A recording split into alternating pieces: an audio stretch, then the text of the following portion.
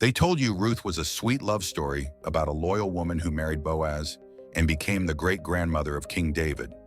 But they never told you the ruthless truth hiding beneath the surface, the divine setup, the prophetic patterns, and the raw pain Ruth had to survive before she ever gleaned in Boaz's field. And if you think her story was just about romance, you've been fed a version too sanitized to set you free. So listen closely and subscribe now to Divine versus Unmasked, because this is the Ruth you were never taught in church. The one who broke out of generational patterns, survived national collapse, and rewrote history by making one radical, spirit-led decision that most believers today would never make. Ruth's story isn't just about a loyal widow following her mother-in-law into a foreign land. It's a scandalous, redemptive masterpiece woven into the bloodline of the Messiah. Ruth was a Moabite, a descendant of Moab, the son born through an incestuous act between Lot and his eldest daughter, Genesis 19:36-37. This origin was not just morally jarring, it carried a spiritual stigma. In Deuteronomy 23:3, God commanded that no Moabite should enter the assembly of the Lord, even to the 10th generation. That wasn't a metaphor, that was a divine decree. By all religious, cultural, and legal standards, Ruth had no place in Israel's covenant community, let alone in the sacred lineage of David or Jesus Christ. Her very identity was marked by exclusion. She was a foreigner, a widow, and part of a people cursed for their origins and hostility toward Israel. Ruth's presence in Bethlehem was an anomaly, a social scandal. She wasn't supposed to be gleaning in Boaz's field, much less becoming his bride. And yet, this outsider would become the great-grandmother of King David. How? Because God specializes in flipping the script. He doesn't just redeem stories, he redefines them. He takes what is rejected, overlooked, or deemed unworthy, and transforms it into something glorious. Ruth's bloodline may have begun in shame, but it ended in glory. She reminds us that God's grace is not bound by human history, religious rules, or cultural disqualification. Her story declares that even the most scandalous past can birth divine purpose. So when people say you don't belong, remember Ruth, because God often plants his greatest breakthroughs in the soil of rejection. Ruth's story doesn't begin with romance, it begins with ruin. A famine drives Naomi's family from Bethlehem to Moab, a foreign land steeped in pagan worship. Then tragedy strikes. Naomi's husband, Elimelech, dies. Her sons marry Moabite women, Orpah and Ruth, but soon they too die. Naomi is left shattered, a widow in a foreign land, her dreams buried with her husband and sons. In the ashes of this despair, she urges her daughters-in-law to return to their people and their gods.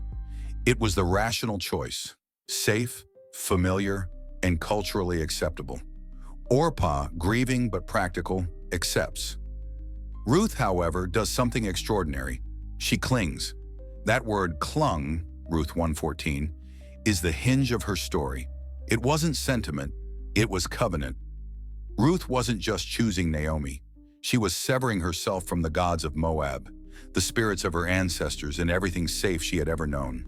Her bold declaration, "Your people shall be my people, and your God my God," Ruth 1:16, wasn't poetic loyalty, it was a spiritual revolution. Ruth renounced cultural comfort for divine purpose. No vision, no prophecy, no guarantee of blessing, just conviction. A quiet but unshakable no to the path of least resistance, and that's where her destiny shifted. Ruth didn't follow hope, she followed truth. She walked beside a bitter woman who had no promises left, into a land where she had no rights, no husband, and no future but faith. And through that radical obedience, she stepped into God's redemptive plan, becoming the great-grandmother of David and part of the lineage of Christ.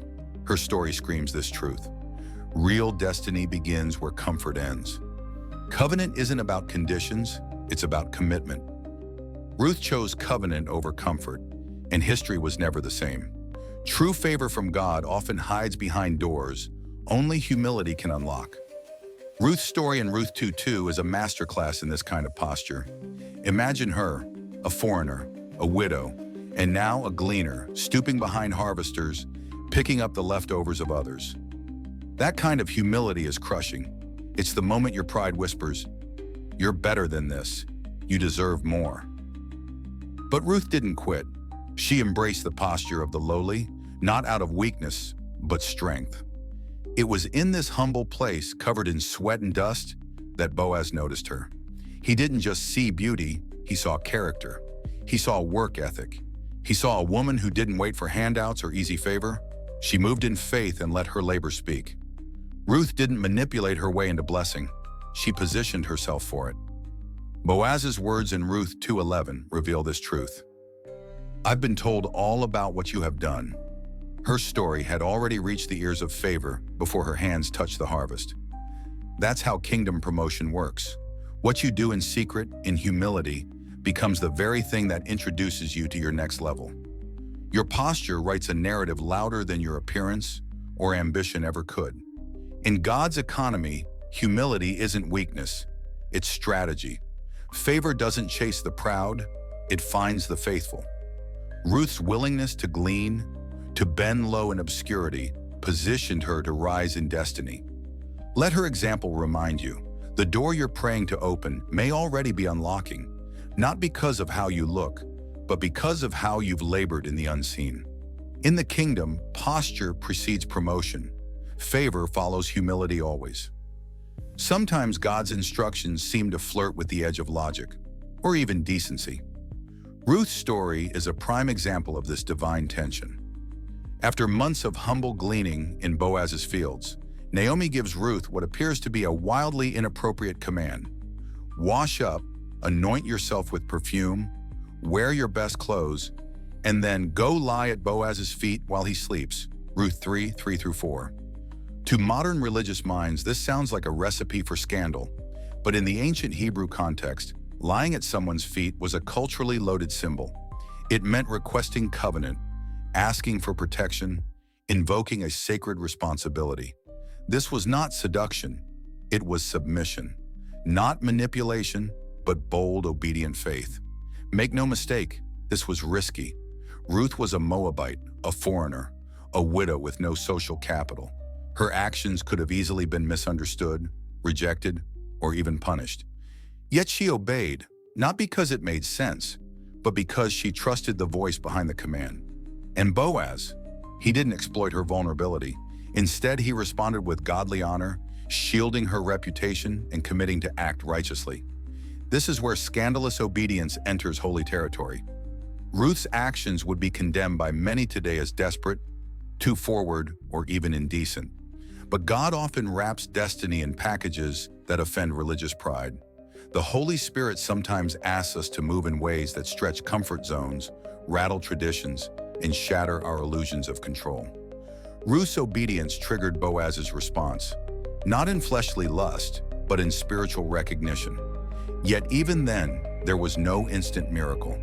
The promise still had to go through process. That's the final truth.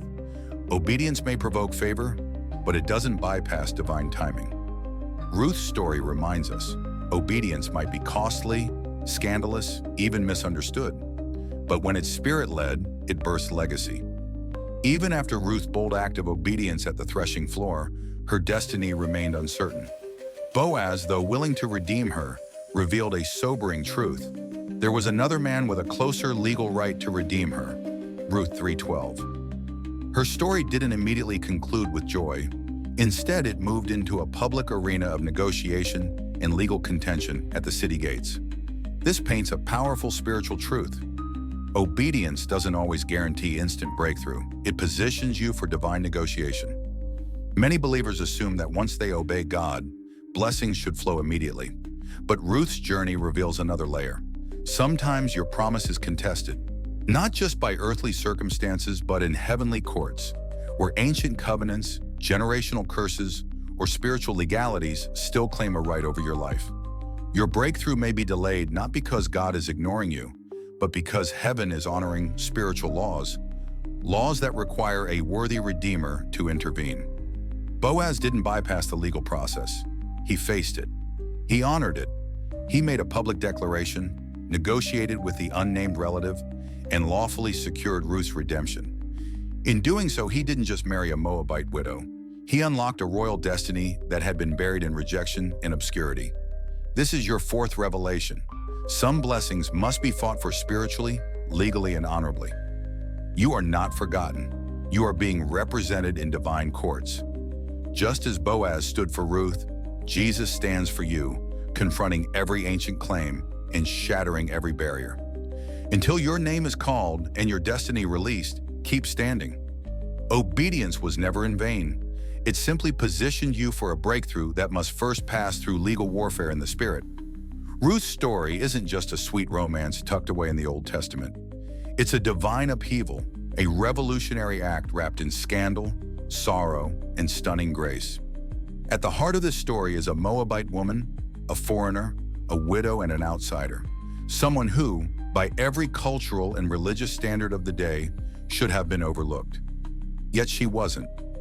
Ruth was chosen, not by men, but by God, to carry prophetic weight far beyond her time. When Boaz, a noble man of Bethlehem, redeemed her, married her, and raised up a son named Obed, the world barely blinked. But heaven took notice. Obed became the father of Jesse.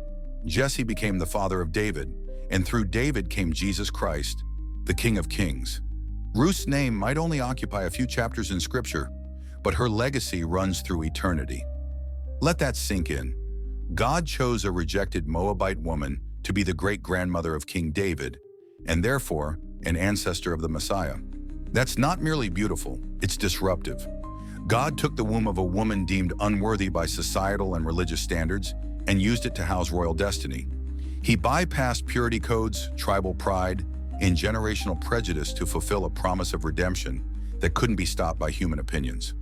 As Paul wrote in 1 Corinthians 1:27-29, God intentionally chooses what the world considers weak and foolish to shame the strong and the wise. Ruth's life is proof. Her obedience spoke louder than her bloodline. Her loyalty to Naomi, her courage to glean in foreign fields, and her boldness to ask Boaz for redemption. These were the seeds of a prophetic lineage. Ruth carried Christ before Mary ever conceived him. Her DNA, her blood, her very identity became part of the incarnate Word. Long before Bethlehem heard the cry of the newborn king, Ruth's faith had already whispered yes to the call of destiny. Her inclusion in the messianic line wasn't a coincidence. It was a statement, a declaration that God uses outsiders to establish his inside plans. He writes his greatest works through the lives of those the world casts aside. So here's your challenge. Are you still waiting for perfect conditions, for credentials, applause, or approval? Or are you ready to walk the Ruth road, the rugged path marked by loss, risk, labor, and scandalous faith? Because if you are, then maybe your scars are the ink God's been waiting to use to write a legacy. Like Ruth, your rejection might just be the prerequisite for your redemption story. Share this story with someone who's been pushed to the margins, ignored by the religious elite, or told they don't belong. Because the Ruth you were never taught in church is more than a love story. It's a prophetic blueprint for a remnant bride that God is raising in this generation. One forged not by pedigree, but by relentless, audacious, sacrificial obedience.